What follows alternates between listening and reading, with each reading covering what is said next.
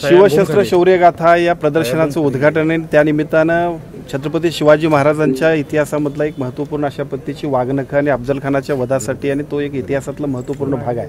ती वाघनखं आज कोल्हापुरात येत आहेत। राजर्षी शाहू महाराजांच्या जन्मभूमीमध्ये आणि कर्मभूमीमध्ये या प्रदर्शनाचं उद्घाटन झालेलं आहे। याचा पुढच्या 8 महिन्यांमध्ये इथल्या सर्व नागरिकांना, तरुणांना, नवीन पिढीला खूप चांगल्या पद्धतीनं त्याचा प्रदर्शनाचा लाभ घेता येणार आहे। त्या आजच्या उद्घाटनाच्या निमित्तानं मी पहिल्यांदा शुभेच्छा देतो, अभिनंदन करतो। आजच्या प्रदर्शनाच्या निमित्तानं वाघनखं कोल्हापुरात आले, त्यामुळे याचा 8 महिन्यांमध्ये ज्या पद्धतीचा प्रोग्राम आहे तो प्रोग्राम ठरवून आपण काम करतोय। सोमवारी याच्याबद्दलची अधिकृतरित्या कार्यक्रम पत्रिका सुद्धा जाहीर केली जाईल, ज्याचा उल्लेख आदरणीय आशिषजी शेलार साहेबांनी सांगितलं की कशा पद्धतीने या संपूर्ण वाघनखांच्या निमित्तानं छत्रपती शिवाजी महाराजांचा इतिहास प्रत्येक घराघरात आणि प्रत्येक माणसाच्या मनामनात पोहोचला पाहिजे, त्यासाठीचा प्रोग्राम आपण तयार केलेला आहे। सोमवारपासून त्याची प्रत्यक्ष अंमलबजावणी होईल।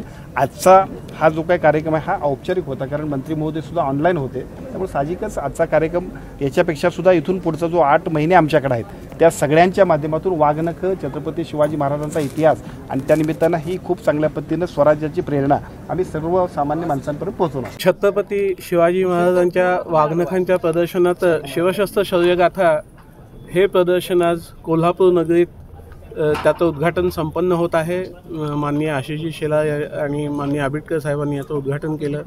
श्रीमंत छत्रपती याला ऑनलाईन उपस्थित होते आणि सर्व कोल्हापूरकरांना माझं आवाहन आहे की ह्या प्रदर्शनाचा लाभ त्यांनी अवश्य घ्यावा। पुढे 8 महिने ही वाघनखं कोल्हापुरात आहेत।